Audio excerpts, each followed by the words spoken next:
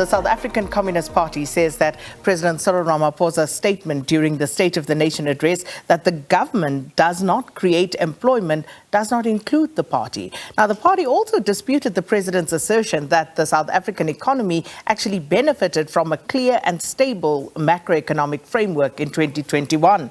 The SACP says that it was in the third quarter of 2021, as you will remember, when unemployment rose to its highest levels since 1994. Now, the SACP says that millions of unemployed South Africans actually reflect the failure of the macroeconomic framework and its continuing legacy that was adopted since 1996. SACP Media and Communication Central Committee member Dr. Alex Mashilo joins us now for further discussion. Dr. Mashilo, thanks so much for your time. Welcome to Morning Live. Thank you. Greetings to you, SG and Leanne in the studio, and to the viewers. Now, the SACP says that Ramaphosa's statement is not inclusive of the party's sentiments, but that it refers to a category of individuals who actually believe that this fatally flawed assertion explains how, this has actually benefited South Africa. So give us your point of view as the SACP in response to that State of the Nation address. Thank you so much. There are different schools of thought in economics, and there are variations or different categories. So the statement the president has said that comes from a certain school, and it does not fit in with the reality of South Africa. In this country, when the economy was not doing well, back under apartheid, when black people were oppressed, it was the state that created ISCO, if you will remember. One of the largest steel producers in this country that was later privatized, and it is now owned by ArcelorMittal. It was also the state that created Sasol. It was the state that created Eskom. It was the state that created Telkom. It was the state that created Transnet. It was the state that created Spoornet. And there are so many state-owned enterprises that serve as the backbone of the South African economy. It was the state that created the SABC. If I may start with the SABC, it will be wrong to when comparing it to ETV or Newsroom Africa to suggest that because ETV and Newsroom Africa are private companies, they have succeeded to create the employment of the workers that they employ, but the SABC has not succeeded to create the employment of the workers that it employs because it is a state entity. If you compare between the SABC, and I'm talking about facts, not talking about an ideological statement that is so neoliberal and it is out of touch with South African realities. If you compare the number of workers employed by the SABC, whose shareholder is the government, to the number of workers employed by any broadcaster in this country, the SABC is number one. So what actually informed the president to say the state does not create employment, which is also against the reality of South Africa, is actually unknown to us. That is why it does not include us. We distance ourselves from that statement. In fact, if there is one thing that will turn around the South African economy and which many of us will judge the administration led by the president, is its capacity to turn around state-owned enterprises after they were ruined during two periods. During the gear period, when they were deprived of sufficient capitalization because of the macroeconomic framework that cut not only social spending, but support for state-owned enterprises and unbundled some without supporting them adequately. But also state-owned enterprises that were ruined during the state capture era. One of the things that the administration led by the president has to prove in terms of its capacity is to turn around these state-owned enterprises, and it is also to expand the publicly owned sector, because the workers who do not have capital, do not have the capacity to buy the state assets when those assets are privatized. We have seen this happen in Telkom, which is partially privatized. We have seen this happen in other state-owned entities that were privatized. The state of the nation cannot be the state of the, how cannot be the state of the extent to which the government is saving the private wealth accumulation of private enterprises. Our nation is far bigger than that. In fact, the majority of our nation is constituted by the working class and poor. You cannot even give business interpretation to social policy. That will be problematic, and it has been problematic. Social policy is legitimate, and its legitimacy does not depend on the extent to which one individual may save these resources or that resources in order to form part of the business class. We do need a caring social policy that looks after South Africans, and as things stand right now, we have 12.5 million South Africans who are unemployed. The state has to respond to that through both economic and social policy. And we say this recognizing that private business has extensive ownership in the economy of South Africa, and indeed it does create employment, but that does not mean the state does not create employment. If you look at many businesses, they will close tonight. If the state were to withdraw the tenders, the contracts, and the licenses it has given to those businesses, that is state-created employment. Dr. Mashilo, you talk about the high levels of unemployment, and the reality is the state was unable to reduce those numbers before the pandemic hit. And now those numbers have hit record highs if you look at the third quarter of last year. How is the state going to be able to reduce those numbers? What is wrong with the assertion that the state needs to create a conducive environment that would then enable business to create more jobs? Sakina, you are making amendments. You are editing the speech of the president. I'm asking, what is wrong with that assertion? The president said in this country, the state does not create employment. Indeed, instead, it is the private sector that creates employment. He forgot actually to say, in the second quarter of 2020, when we switched to level 5 of lockdown, the private sector retrenched 2.2 million workers.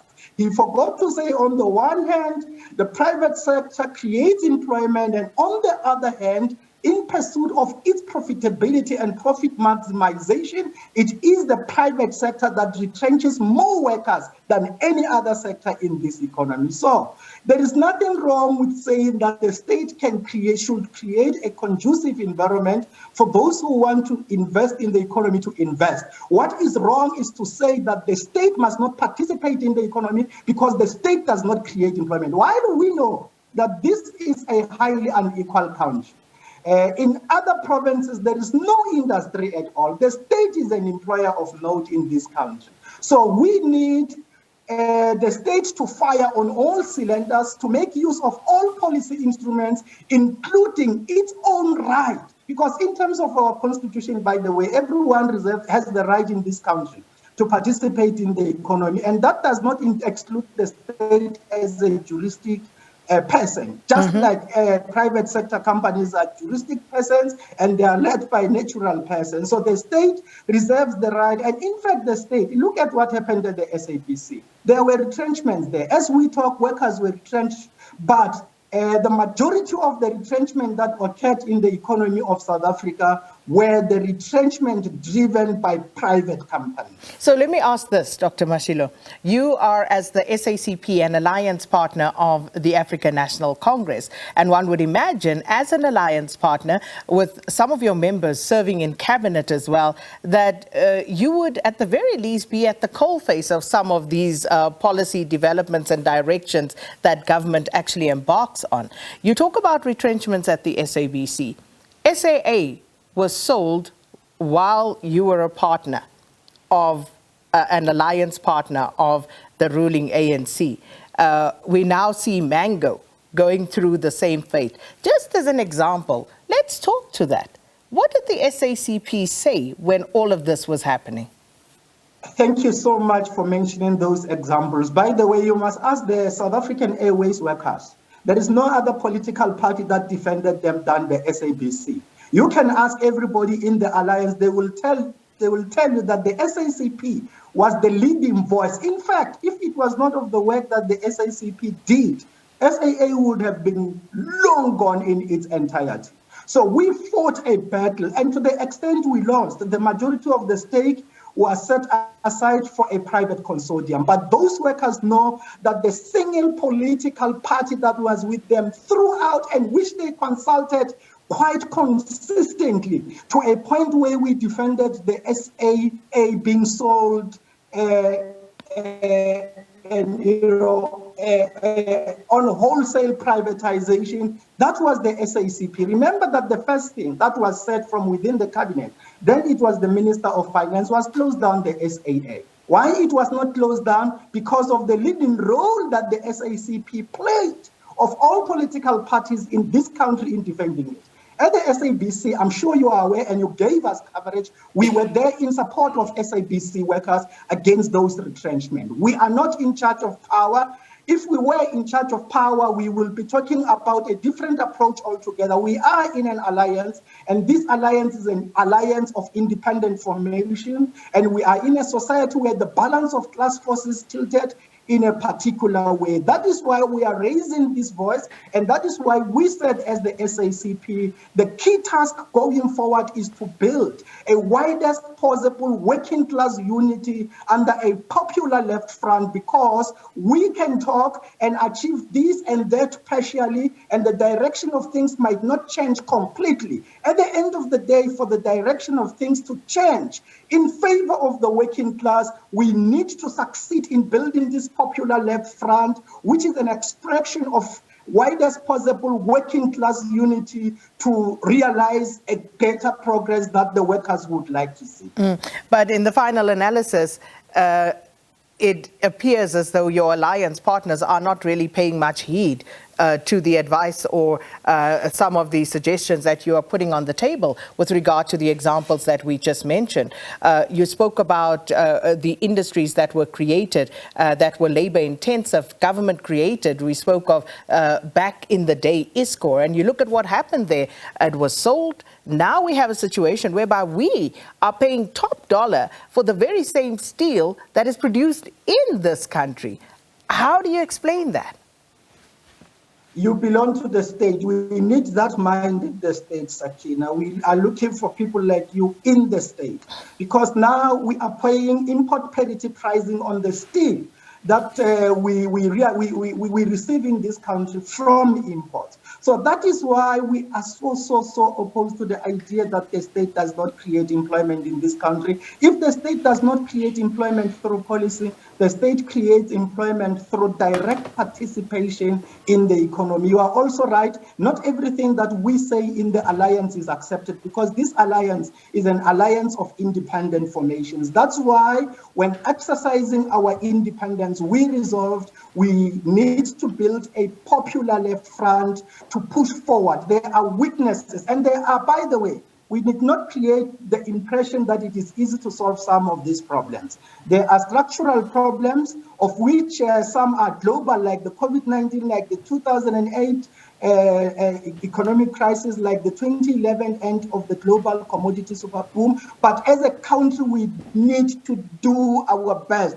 And the state has to understand, has to appreciate, those in the leadership of the state have to appreciate their duty, that they are not just leading private businesses, they are leading everyone in this country, and that the working class and the poor constitutes the majority class in this country. And you cannot say, in order to satisfy or to address the plight of the majority, you first need to respond to the private wealth accumulation needs of the minority. We don't work that way. We need to appreciate that we are dealing with a nation here, and not just a small strata or class of individuals. But we ourselves, in order to achieve what we want, we have to strengthen unity as the working class. We have to build a popular left front, because if South African politics proceed in this way, there will be reconfiguration in our political spectrum going forward. When that reconfiguration